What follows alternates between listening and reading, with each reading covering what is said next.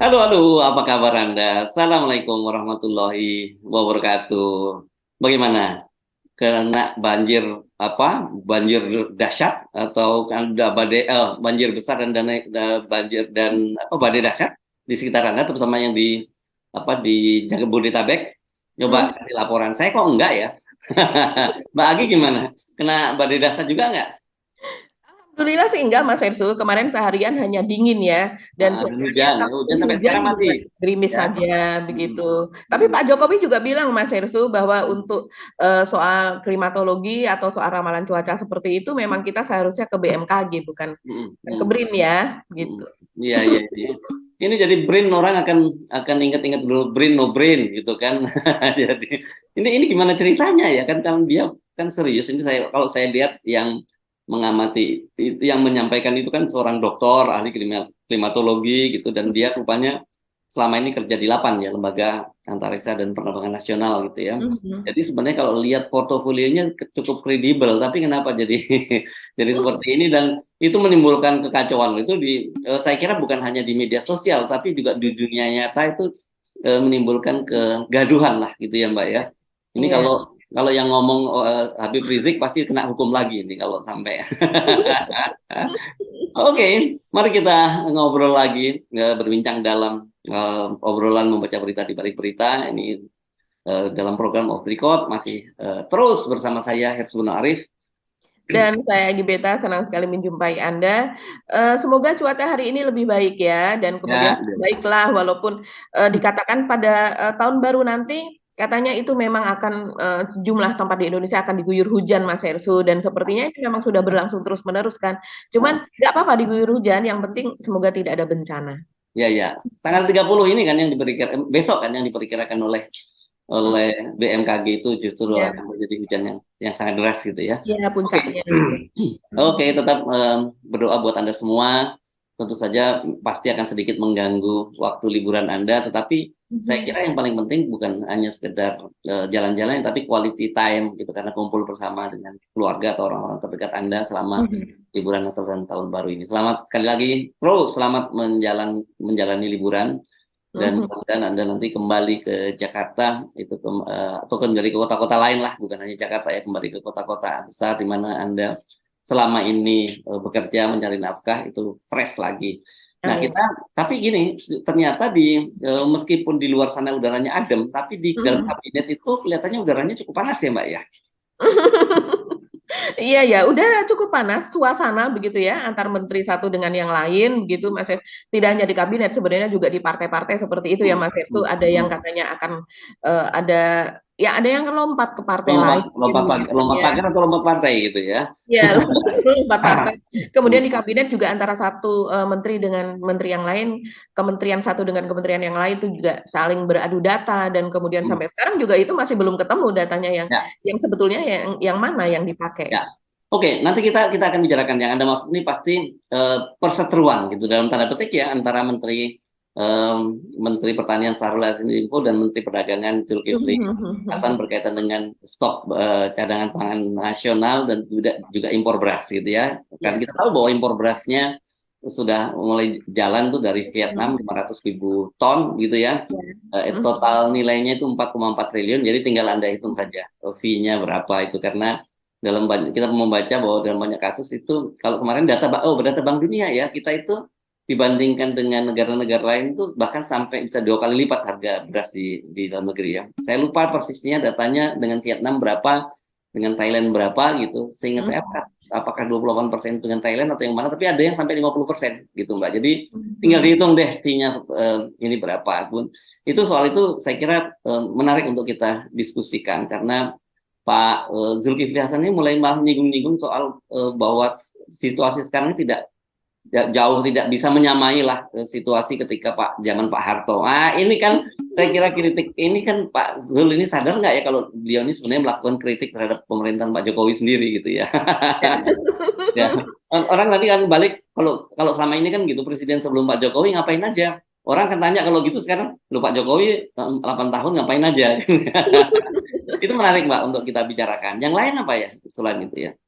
Yang lain yang ini cukup ramai juga, begitu ya Mas Hersu, itu adalah tunggakan dari acara Pesperawe atau Pesta Paduan Suara Gerejawi di Mhm. Yogyakarta yang sebenarnya sudah berlangsung pada bulan Juni tahun ini. Jadi sudah sekitar 6 bulan yang lalu ya, tapi ternyata masih menyisakan tunggakan sebesar 11 miliar di 61 hotel di Yogyakarta. Waduh, Itu cukup besar kalau bagi untuk dong kan situasinya hotel-hotel. sekarang uh, situasinya juga pandemi Mbak, bukan hanya di daerah lah ya kan pandemi dan mereka kan kalau ada event-event gitu berharap ya Iya.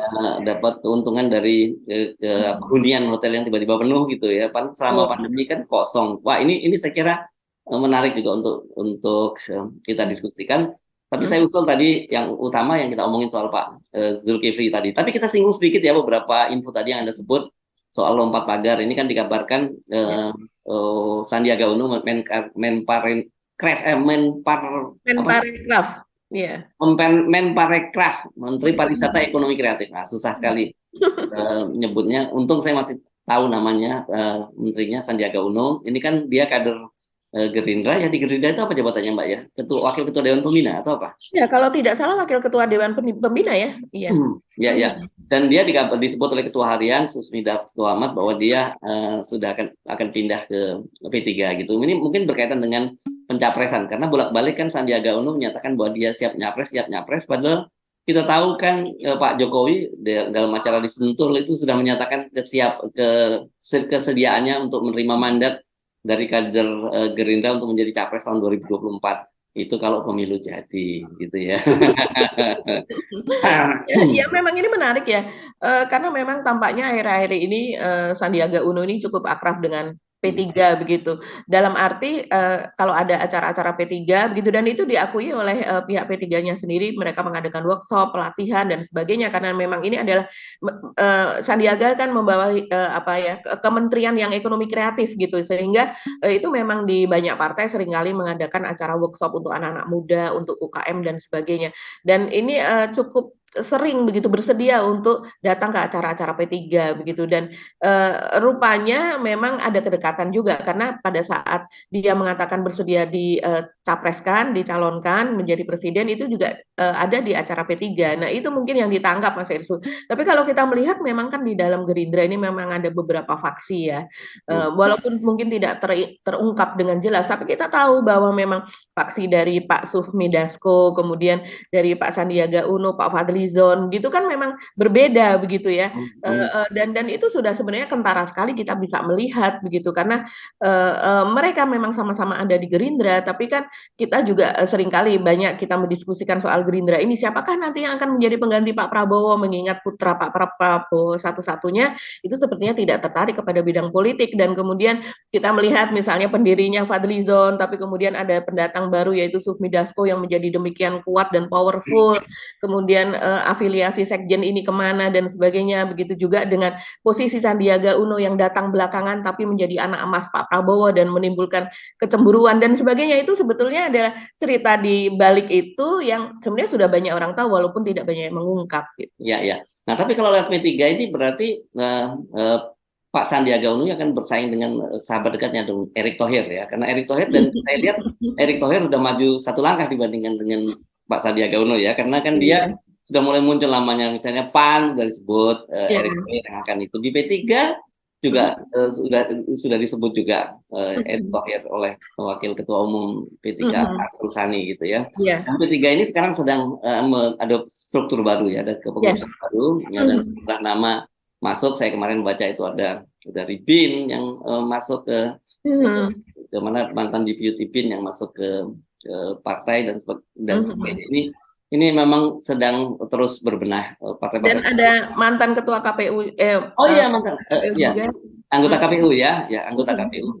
Ada juga seorang wanita ya Mbak ya. Ya, Bu Dahlia ya. Dahlia Umar, ya itu masuk ke P3. Jadi ini memang saya lihat ada tren begitu ya, mereka yang sudah tidak aktif lagi di KPU itu kemudian gabung di partai politik kok. Seperti kita ingat dulu Anas Urbaningrum itu masuk ke Demokrat, terus kemudian Andi Nurpati juga masuk ke Demokrat. Nah mereka ini tentu saja dibutuhkan oleh partai-partai politik karena pemahaman mereka tentang bagaimana permainan di KPU gitu. Dan kalau ngomongin permainan KPU tentu soal ini masih berlanjut ya kelihatannya kasusnya Hasnaini Muin ini ya, meskipun Ya. orang sebenarnya dalam posisi ini orang mendua lah melihat apa yang terjadi pada Hasnaini ini Mbak ya.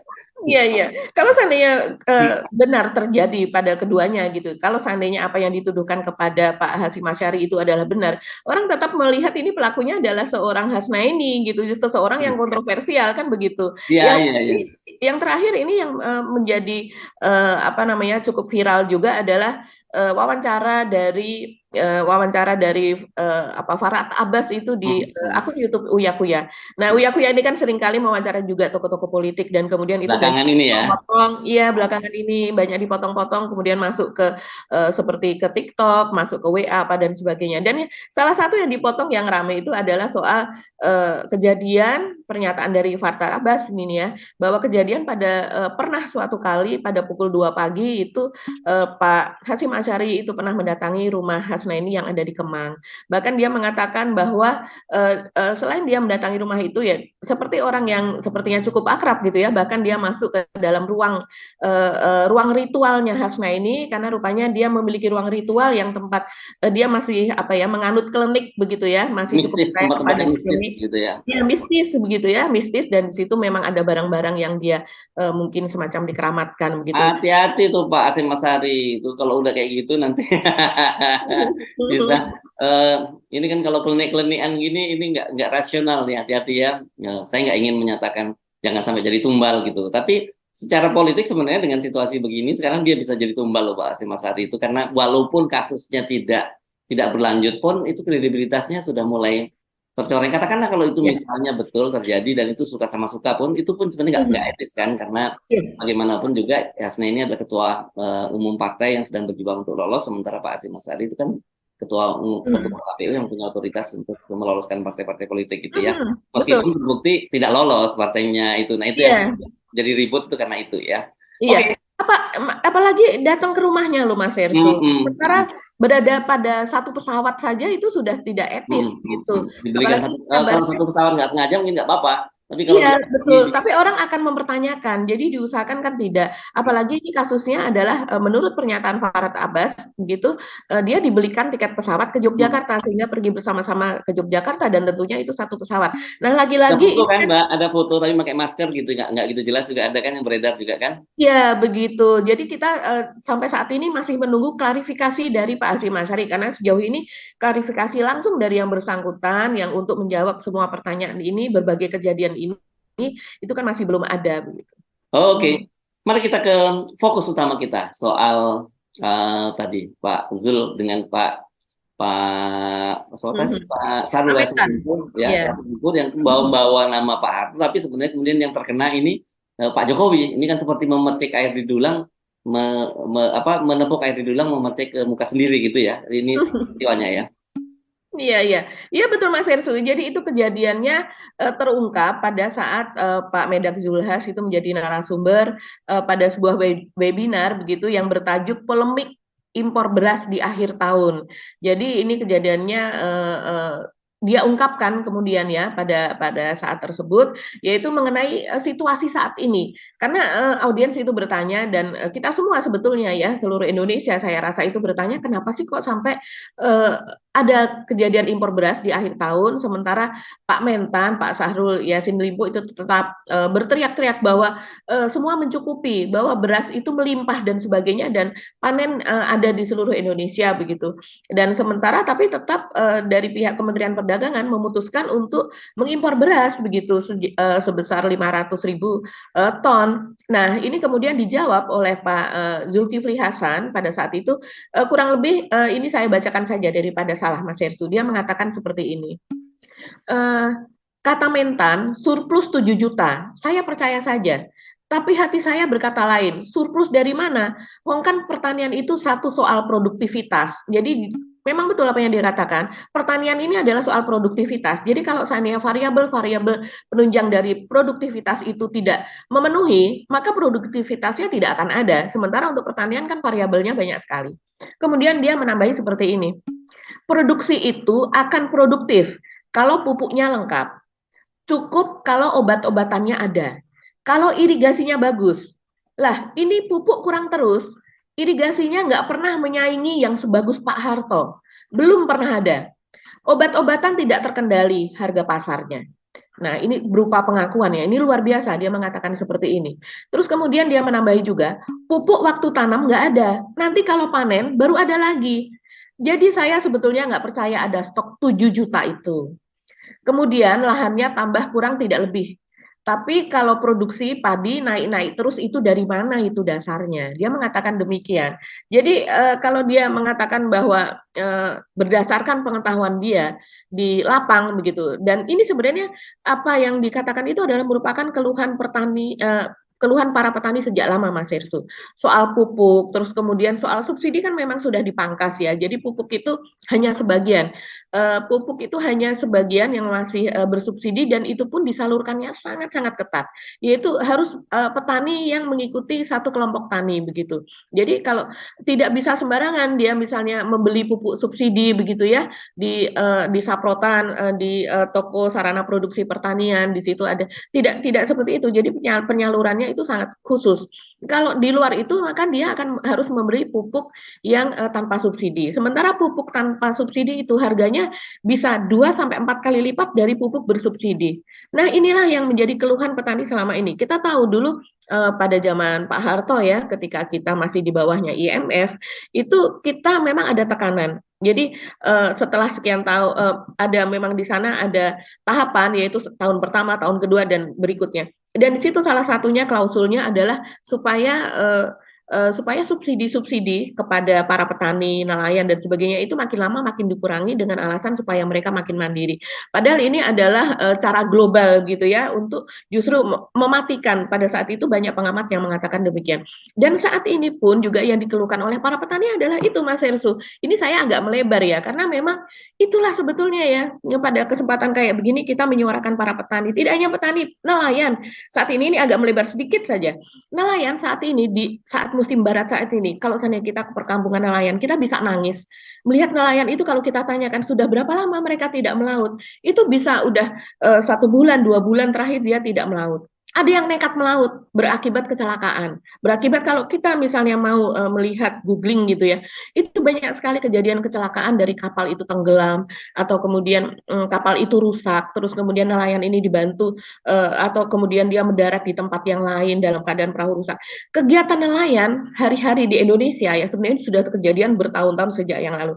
Kalau angin musim barat seperti ini, kegiatan mereka itu hanya memperbaiki kapal, menambal kapal, terus kemudian memperbaiki jaring yang rusak begitu karena mereka tidak mampu membeli jaring baru dan sebagainya begitu dan kemudian mereka bahkan beberapa menjadi buruh di pertanian, mereka beralih fungsi, kemudian mereka menjadi tukang gitu ya, pergi ke kota berharap mereka masih punya keahlian lain menjadi tukang batu, tukang kayu dan sebagainya. Itu yang dilakukan oleh nelayan begitu Mas Irsu dan itu tidak tidak di apa ya tidak di perbaiki begitu dari tahun ke tahun yang terjadi seperti itu. Kita kalau seandainya kita kembali maaf nih, ini jadi agak melebar sekali lagi. Itu yang namanya subsidi kepada mobil elektrik, electric vehicle itu sebesar 80 juta. Terus kemudian kepada kendaraan bermotor 8 juta. Kalau diberikan kepada nelayan, mereka itu sudah bisa menyelamatkan berapa keluarga langsung hanya dengan satu subsidi. Satu subsidi misalnya mereka bisa terus kemudian mereka memperbaiki kapal atau mereka menjadi DP atau membeli kapal baru dan sebagainya begitu Mas Hersu atau membeli alat tangkap baru setidaknya ya dengan 80 juta begitu. Kalau kapal kan harganya bisa ratusan juta begitu. Ya. Nah, itu sudah memperbaiki keadaan begitu. Ya. Nah ini kembali kepada petani, itulah yang terjadi saat ini. Saya wajar kalau melihat Pak Zulkifli Hasan mengatakan demikian, karena dia sekarang sudah mulai paham apa yang terjadi di lapangan. Ya, kalau saya melihat pernyataan Pak Zulkifli Hasan itu ada dua soal gitu ya. Ya betapa menyedihkannya program pemerintah untuk petani itu di masa Pak Jokowi. Yang kedua, jadi kalau gitu pertanyaannya, Pak Jokowi ngapain aja gitu selama 8 tahun ini? Karena tadi itu kan Pak Zulkifli Hasan jelas tadi menyinggung bahwa itu tidak bisa menyamai apa yang dilakukan oleh Pak Harto pada waktu itu ya. Nah, saya jadi teringat karena ini agak aneh menurut saya kalau itu disinggung oleh Pak Zulkifli Hasan karena ini pada bulan Juli 2022 ini. Jadi saya ingat lagi Pak Jokowi itu pernah marah pada waktu itu ya, kesal beliau karena ternyata beliau kan mengklaim gitu bahwa sejak tahun 2015 beliau itu sudah sudah meresmikan waduk itu 29 waduk jumlahnya gitu ya. Dan kemudian targetnya tahun 2024 ini sampai 57 waduk. Menurut saya agak terlalu optimis ini, karena tahun 2015 sampai 2022 aja baru 29, kemudian ini mau sampai tahun 2024 itu 57. Mungkin sedang on the way ya, progress gitu ya. Dan salah satunya mungkin yang kita sebut yang ribut-ribut itu ya, waduk di mana Wadas ya. Wadas kita juga mau dibangun waduk ya di situ juga.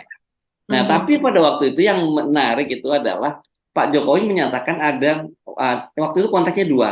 Ada waduk tidak ada irigasinya, terus kemudian ada pelabuhan tapi tidak ada akses jalannya. Menurut saya ini kan ajaib banget ya. Coba mari kita, saya akan juga bacakan ya apa yang disampaikan oleh Pak Jokowi ya. Ini menarik kan, karena beliau waktu itu menyatakan kegeramannya begini. Ini kita fokus tapi tidak ke soal pelabuhan, tapi kita melihat melihat soal waduknya tadi. Ini kutipan dari Pak Jokowi pada 27 Mei ini kalau ini ya. Saya melihat saya ini di lapangan terus, ada waduk tidak ada irigasinya. Irigasi primer, irigasi sekunder, irigasi tersier nggak ada. Ada itu saya temukan di lapangan. Nah, kemudian tadi baru bilang ada bangun pelabuhan baru tidak ada akses jalan ke situ. Apa-apaan, di mana pelabuhan ini bisa dibilang ada dan tidak hanya satu kasusnya itu. Ini memang konyol ini kan, kemudian orang kan jadi kerja bangun tapi tidak punya konsep kan gitu ya. Ini kan Pak secara tidak langsung Pak Zulkifli Hasan jadi membandingkan apa yang terjadi pada masa Pak Harto dengan masa sekarang, beda jauh banget gitu. Dan saya kira mungkin Pak Zulkifli Hasan nggak salah, karena pada masa Pak Harto itulah kita mencapai swasembada pangan gitu ya. Nah, sementara ini Pak Jokowi kan semangatnya saya kira ketika kampanye pada tahun 2014 kita masih ingat. Yang saya ingat banget itu ketika beliau bicara di alma maternya di UGM ya, pada waktu itu Pak Jokowi juga menyatakan bahwa ini semua bahan pangan ini impor gitu ya. Dan kemudian beliau janji akan menghentikan soal itu gitu, karena itu soal kemauan aja kata beliau, itu bukan hal yang sulit gitu. Ini menarik ya, konflik. Jadi saya tidak tahu apakah Pak Zulkifli ini sadar atau tidak bahwa dia secara tidak langsung itu membandingkan apa yang terjadi pada masa Pak Jokowi dengan masanya Pak Harto gitu ya. Dan ini di akhir masa jabatan lagi, ini kan sebenarnya ini waktunya untuk evaluasi ya Pak Jokowi, karena tinggal berapa tahun lagi, nggak 2 tahun ya, saya kira nggak sampai 2 tahun ya Mbak ya. Betul. Akan selesai masa jabatannya Pak Jokowi kalau tidak diperpanjang. Iya betul sekali Mas Hersul. Jadi apa yang terjadi saat ini itu tadi kita bermula dari data saja tidak sesuai begitu ya, antara satu kementerian dengan kementerian yang lain. Dan kemudian kalau seandainya pembangunan waduk itu artinya adalah itu juga di proyek dari beberapa kementerian gitu, tidak hanya itu misalnya PUPR begitu ya, jalan juga tidak hanya itu PUPR. Tentunya itu dengan mempertimbangkan data-data dari kementerian gitu, Kementerian Pertanian misalnya, terus kemudian Kementerian Perindustrian, karena akan mencakup faktor-faktor atau variabel industri di daerah tersebut. Kemudian juga Kementerian Kependudukan misalnya, jumlah penduduk di daerah tersebut, siapa yang akan mengakses jalan tersebut, ada berapa jumlah mobil yang dimiliki, ada berapa jumlah kendaraan yang dimiliki, jalan seperti apa, kan kita tahu aspal juga macam-macam jenisnya gitu ya. Ini yang menjadi lebih detail nih. Tapi artinya tuh seperti itu, tidak bisa sesuatu itu dibangun hanya dengan ini saja bendanya begitu, banyak sekali variabel di sekitarnya itu yang berpengaruh. Kementerian Lingkungan dan sebagainya, faktor-faktor pendukung yang lainnya. Jadi misalnya sebuah pembangunan tidak boleh kemudian menyebabkan kualitas lingkungan di daerah tersebut menurun. Nah, begitu juga dengan sebuah bendungan, tentunya kan sudah pasti ada itu ya Mas Hersu, saya rasa laporannya bahwa itu nanti akan mengairi sekian hektar sawah. Yes, pasti dong. Ya pastilah itu ya. Terus kemudian akan berapa kolam yang akan terbangun, karena selain itu juga nanti akan ada budidaya perikanan dan sebagainya. Terus kemudian juga pokoknya banyak sekali lah itu, dan berapa lahan yang dibebaskan dan sebagainya. Nah ini kalau seandainya sampai ada bendungan yang kemudian sudah terbangun, yang artinya membebaskan sekian hektar lahan begitu ya, terus kemudian itu menjadi proyek industri strategis kan kalau seandainya bendungan itu, yang artinya semuanya itu pasti dihitung dengan sangat cermat dan detail. Tapi kemudian ketika diresmikan tidak ada saluran irigasinya. Jadi antara bendungan satu dengan sawah di sekitarnya itu tidak tersambung, artinya Ya, seperti itu. ya, Padahal saluran irigasi itu sangat-sangat apa namanya, sangat-sangat vital begitu ya. Jadi ya, untuk ya. apa bendungan itu, hanya untuk tempat wisata atau apa begitu Ya, kan? ya, ya, ya. Ini Atau artinya nanti suruh pakai ember, para petaninya gotongin pakai ember dari bendungan itu untuk dibawa. Karena tadi kata Pak Jokowi tidak ada irigasi primernya, sekundernya, tersiernya nggak ada. Jadi bagaimana caranya itu? Ini menurut saya lagi mikir-mikir Pak Jokowi ini hiperbola saja atau betul seperti faktanya seperti itu. Tapi kalau presiden yang bilang, saya kira kan masa diragukan gitu. Dan kalau itu terjadi kan super konyol. Begitu juga dengan pelabuhan. Katanya tidak hanya satu pelabuhan, ada dibangun pelabuhan tapi tidak ada akses jalannya. iya, makanya kemudian pelabuhan itu menjadi mangkrak kan Mas Hersu. Sebenarnya Hmm. sudah ada beberapa yang terbangun dan kemudian menjadi mangkrak.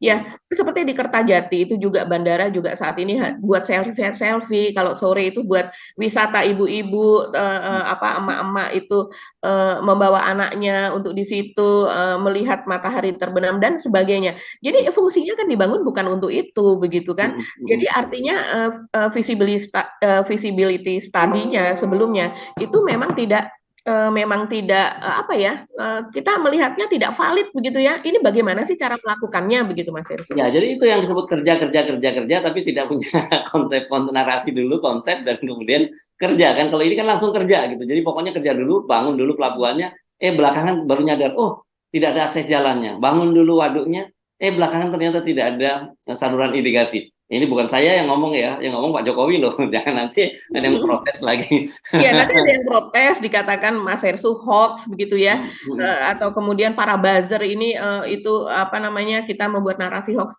Padahal itulah yang terjadi begitu. Ya, Jadi kalau kalau Pak Jokowi sendiri juga dia mengeluh begitu ya, bahwa ini kenapa terjadi. Nah itu kan sebenarnya urusannya adalah ke kementerian, kemudian kemudian ke bawahnya kepada dirjennya, dan kemudian ke bawahnya lagi kepada para eselon begitu ya.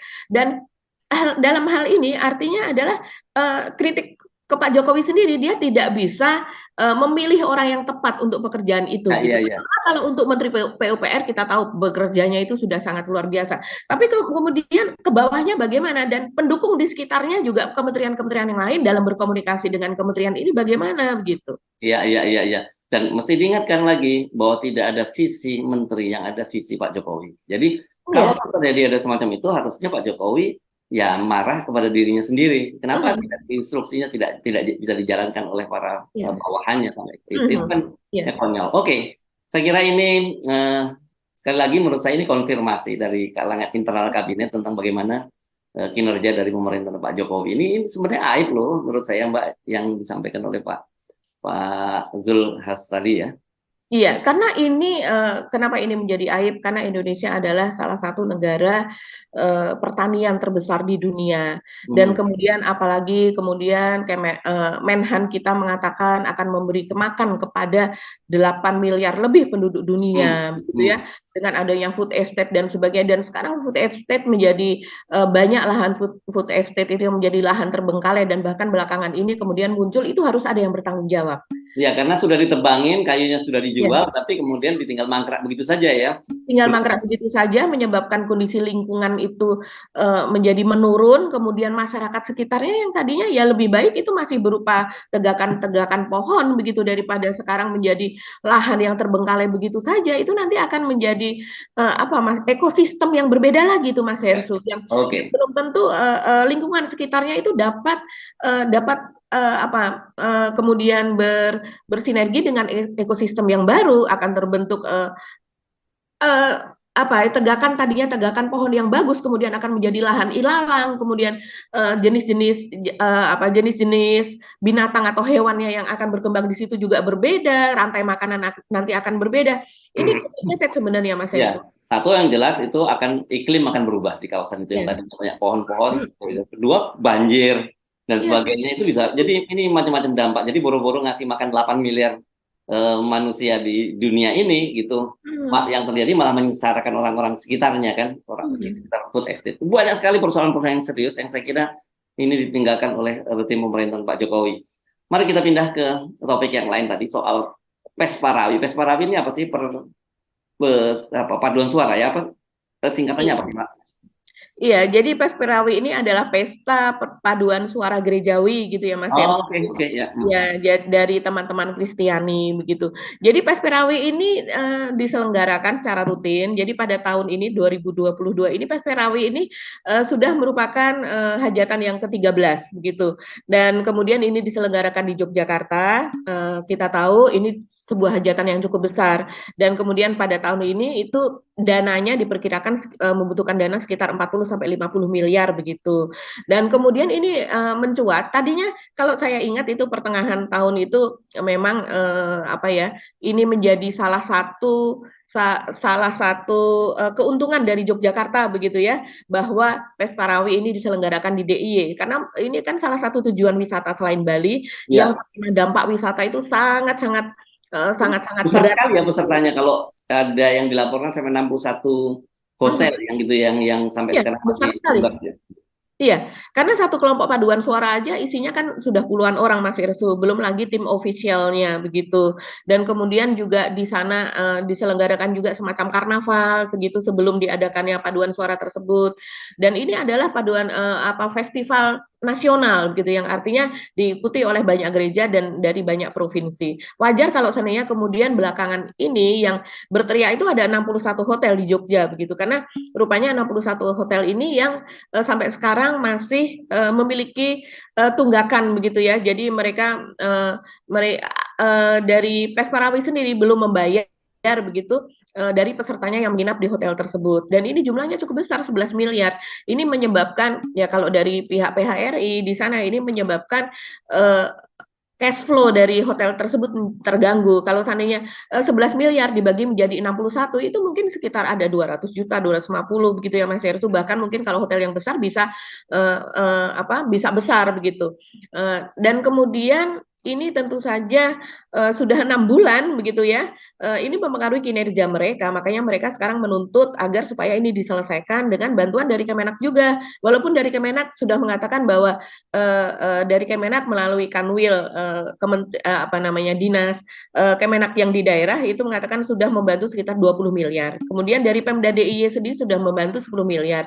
Tapi biayanya sekitar 40 sampai 50 miliar katanya itu akan disanggupi oleh IO. Nah, sampai sejauh ini IO-nya namanya katanya PT Diksi, Mas Hersu. Tapi kita tidak tahu PT Diksi ini siapa, penanggung jawabnya siapa, terafiliasi kemana, ditunjuk juga oleh siapa, ataukah berdasarkan tidak ditunjuk, tapi ya berdasarkan pemilihan dari beberapa IO. Kita nggak tahu, karena biasanya kalau ada proyek, apalagi besarnya sekian miliar, itu biasanya ada hubungan dengan siapa begitu. Iya.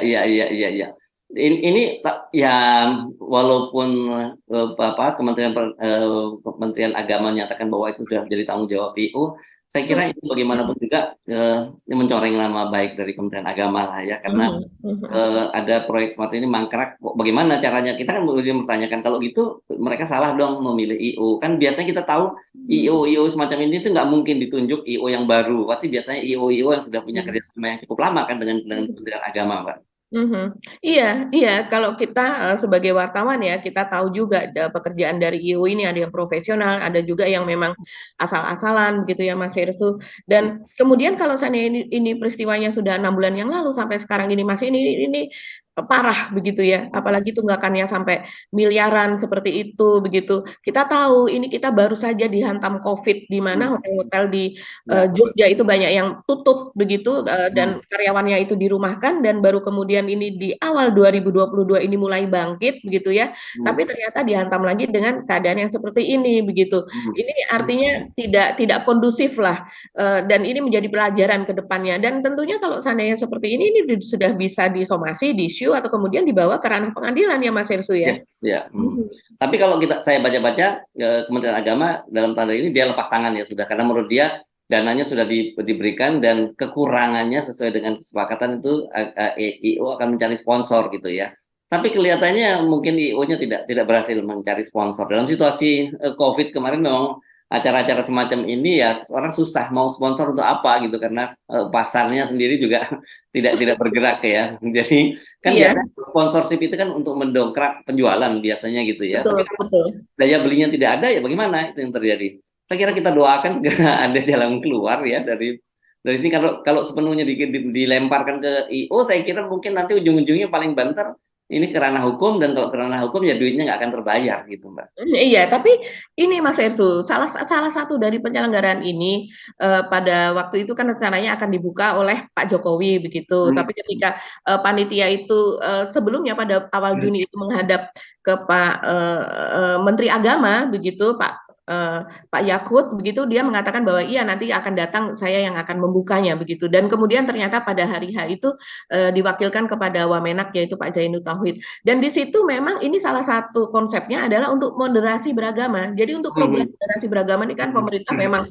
memang gencar sangat begitu ya, yaitu salah satunya adalah untuk moderasi beragama ini untuk mengatasi untuk salah satu program deradikalisasi, intoleransi dan sebagainya begitu kan. Dan makanya itu acara ini dibukanya pun di candi terbesar Hindu yaitu di Prambanan, sehingga kalau saya melihat ini salah satu jualan sih memang kalau Candi Prambanan ini Mas Hersu, karena mungkin barangkali ya dari IO tersebut barangkali berharap bisa menjual karena memang acara ini cukup besar begitu. Dibukanya saja di Prambanan ini menelan biaya sangat besar. Ya, oke. Mudah-mudahan saja ada jalan keluar ya, terutama bagi para pengelola hotel itu ya, karena buat mereka ini soal serius di tengah situasi pandemi semacam ini. Oke, apakah masih ada yang terlewat yang belum kita bicarakan, Mbak Agi? Sepertinya sudah cukup Mas Hersu. Oke, kalau sudah cukup, mari kita akhiri perbincangan kita kali ini dan kita akan ketemu lagi ya besok hari Jumat. Tetap saja waspada karena hari-hari ini ke depan ini justru kalau menurut BMKG akan terjadi hujan lebat gitu pada tanggal 30 dan syukurlah kemarin ternyata di Jakarta kita nggak mendengar ada macam-macam atau di Jabodetabek deh ya tidak terjadi bencana banjir dan sebagainya. Tapi kalau bulan Desember ini memang ya di mana-mana terjadi banjir gitu dan saya kira di Jakarta itu apa ya siapapun gubernurnya gitu ya memang banjir tuh jadi sudah rutinitas di Jakarta. Tapi atau jangan-jangan nanti ada yang akan janji lagi ini banjir di Jakarta ini bisa kita selesaikan kalau saya jadi presiden gitu. Ya gitu.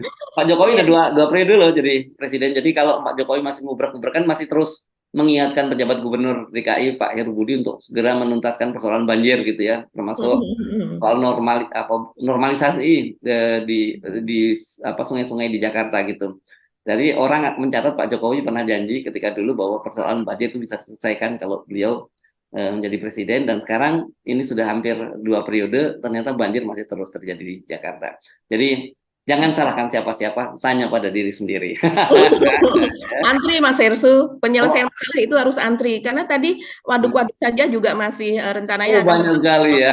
Iya. Ya, terus pelabuhan juga gitu ya, Mbak ya. Iya. Ya. Oke. Baik, terima kasih sampai jumpa lagi. Saya Arsman Arif. Dan saya Gibeta, terima kasih atas perhatian Anda. Tetap salam 0%. Wassalamualaikum warahmatullahi wabarakatuh. Salam berkah.